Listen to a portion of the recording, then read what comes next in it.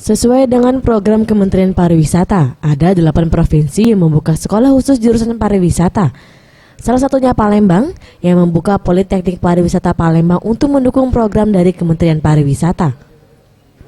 Komang Mahawira, Direktur Politeknik Pariwisata Palembang mengatakan, untuk program studi sendiri mengarah ke jurusan perhotelan dan restoran dengan komposisi 70% praktik dan 30% pemahaman materi.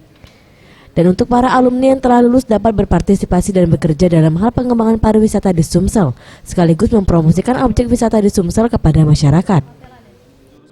Di Palembang ini, sampai saat ini, kita memiliki 2 program pendidikan, yaitu program pendidikan Diploma 3 dan program pendidikan Diploma 4. Sagita, salah satu mahasiswi Politeknik Pariwisata Palembang. Setelah lulus nanti ia berkeinginan untuk membuka restoran sesuai dengan jurusan yang ia pilih selama berkuliah.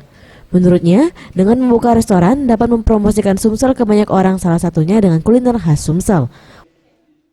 Karena saya selesai dari sekolah di sini, saya ingin membuka restoran karena restoran adalah saya ingin meneruskan usaha keluarga saya.